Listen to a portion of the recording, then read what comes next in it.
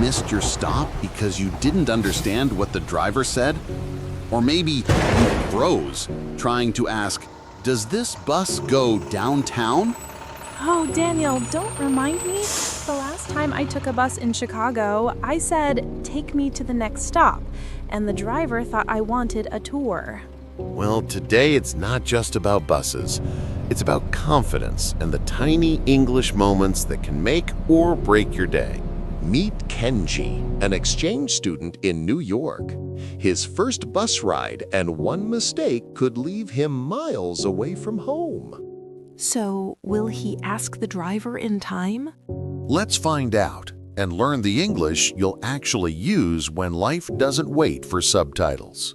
All right, welcome back, everyone. You're listening to Learn English Every Day, the podcast that turns real moments into real language skills. I'm Daniel, your host, and with me, as always, is the ever-curious Sofia. Hey, everyone. Today's episode is a ride, literally. We're talking about what happens when English learning meets public transport. And trust me, things can go very wrong or very right. Exactly. You've probably been there. You hop on the bus, clutch your ticket, maybe even pray a little that you're on the right one. And then the driver says something you don't quite catch. Yeah, like exact change only, and suddenly you're digging through your wallet like it's a treasure chest. Been there, but for English learners, that moment can be terrifying. You freeze because saying the wrong thing feels worse than missing the stop. That brings us to today's guests. Two friends with totally different bus experiences. One got exactly where he needed to go, and the other, well, not even close. That sounds like a story already. So joining us today are Kenji, an exchange student from Tokyo living in New York, and Ella, who somehow turned getting lost on the bus into a confidence lesson. Hi, everyone. Yeah, my first week in New York, I was so sure I was going to Central Park, but I ended up in the Bronx. Oh, no. That's like one bus, one life lesson later. What happened? I asked the driver, "Disco Central Park?" He said something fast. I didn't catch it, and I just smiled and sat down. Next thing I know, all the tall buildings disappeared. Been there. When I moved to Boston, I said, "Take me to Harvard." And the driver said, "You and everyone else." I froze, but later I realized he was joking. That's a key point. Humor on public transport is so common in America. Bus drivers, cashiers, even baristas, they'll tease you a bit. It's friendly, not mean. Exactly. It's like small talk, those tiny English moments that make a big difference. And that's what we'll explore today. How to ask for directions naturally, how to understand local humor, and how to sound confident, even when you're not sure. So here's a question for you listeners. Have you ever gotten lost because you misunderstood someone in English? What did you do? Think about it, because by the end of this episode, you'll know exactly what to say, and maybe even how to laugh about it later. So picture this. It's 7:45 in the morning, rush hour in Manhattan. The bus is full, the air smells like coffee and rain, and Kenji's holding his phone, trying to follow that little blue dot. And the dot never stays still. You move an inch, and suddenly you're apparently in the river. Kenji looks up, the driver speaking fast. "Folks, next stop, 86th and Lex." I thought he said 6th and Lake. I panicked. I thought maybe I was going the wrong way. Did you ask him? No, I didn't know how to say it, so I looked around. People were wearing headphones. Nobody looked friendly. Classic bus moment. Everyone's pretending not to make eye contact. You feel like you're the only one on Mars. And that's the point. When you don't speak up, you don't just miss your stop, you miss a chance to connect, in English and in life. Exactly. It's not just about grammar. It's about courage. saying something even if it's not perfect. When I finally asked, I said, "Disco downtown?" The driver said, "Buddy, it's going up." Everyone laughed. Ah, that mix of kindness and teasing. That's so New York. And here's something to notice, listeners. The driver didn't correct him harshly. He just responded in a natural, friendly way. Yeah, Americans often use humor to make awkward moments easier. If someone laughs, it's not always at you. Sometimes it's with you. Beautifully said. And that's where the real learning happens. Not in the textbook, but on a rainy bus at 8 a.m. when you risk saying something anyway. Question for you, listeners. What's one English moment you stayed quiet when you wanted to speak? Would you do it differently next time? Stick around, because in our next section, we're breaking down exactly what Kenji could have said instead, and how just one small phrase can turn confusion into confidence. The bus glides through the city, soft sunlight, quiet commuters, and that faint smell of coffee in the air. Ella finds a seat by the window, while Kenji stands near the middle, holding on to the rail. Finally, I got a seat today. That never happens during rush hour. Good for you! I'm out here holding this pole like it's my last hope. Welcome to Public Transport 101. Balance, patience, and polite English. Whoa, okay, that turn almost got me. Ella, how do you even ask someone to move politely if you want a seat? Oh, easy. You can say, "Excuse me, is this seat taken?" or "Could I sit here?" Exactly. Always keep it polite. Never say move unless you want angry looks. Yeah, that's a one-way ticket to awkward town. As Daniel jokes, the bus suddenly stops and Kenji nearly loses his balance. Whoa, sorry, I almost sat on someone's bag. See, that's why I always grab a seat first. And that's the perfect time to use this phrase. Sorry about that. It's short, polite, and friendly. Right. And it works in almost every situation, even when you bump into someone. Minutes pass. The bus grows quiet again. That familiar silence every commuter knows. Here it comes, the moment when everyone pretends to be busy on their phones. Exactly. You want to talk, but you don't know what to say. Actually, that's a great chance to practice small talk.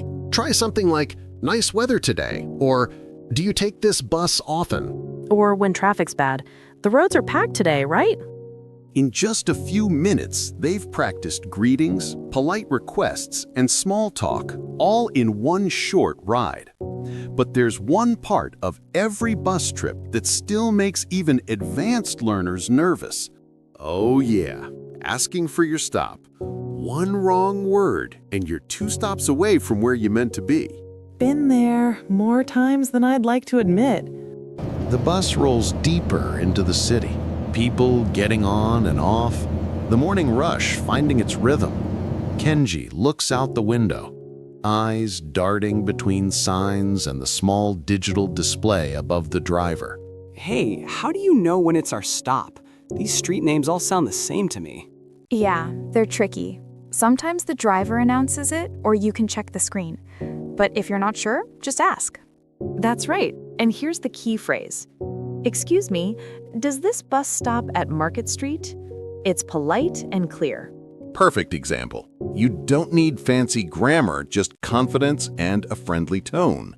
Excuse me, does this bus stop at Market Street? Oh, that sounds natural, actually.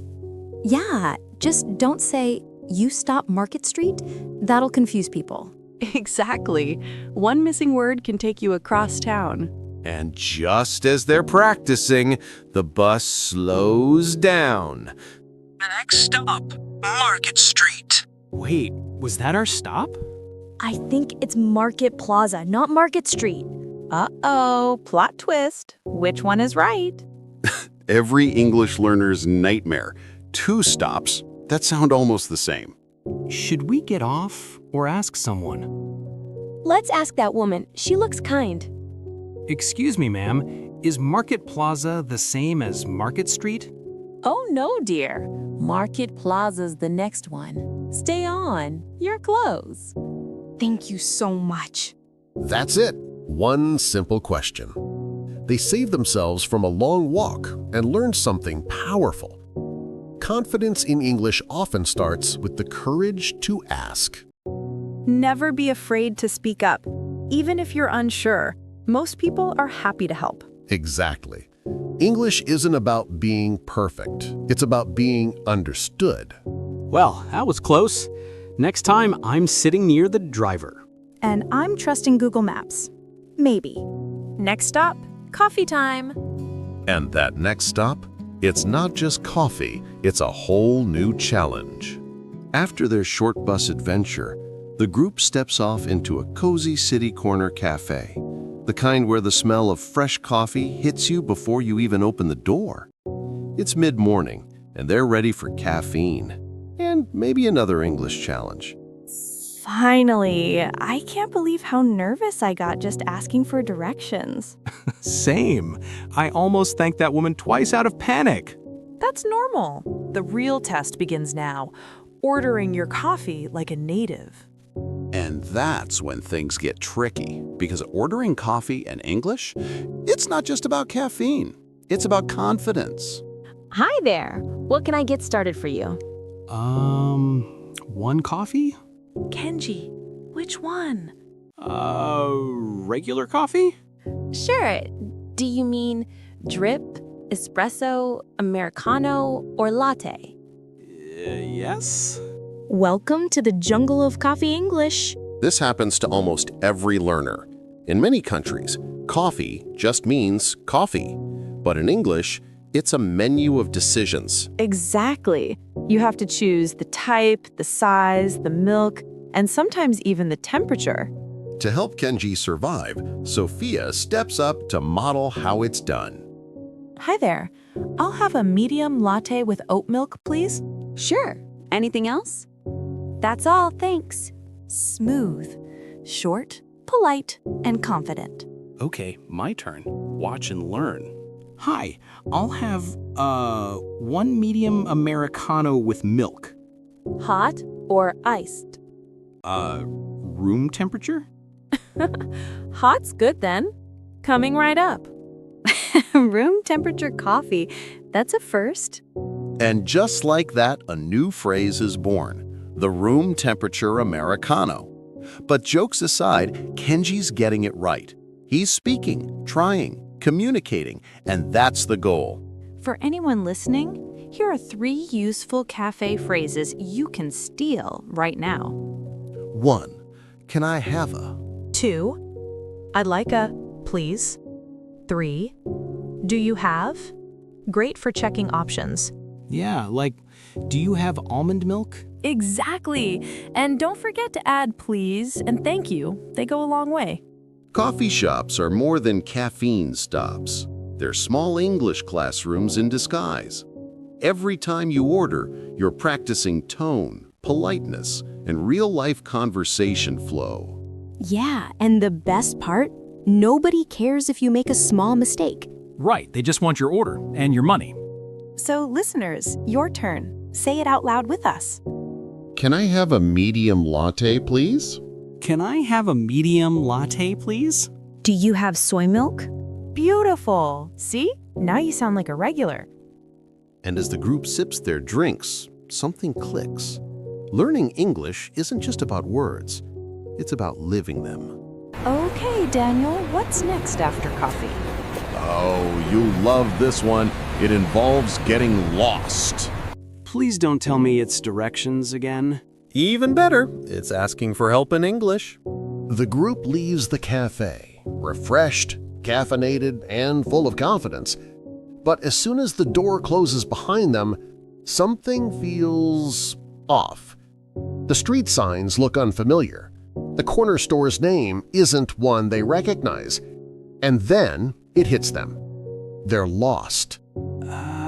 Was the bus stop this way or that way?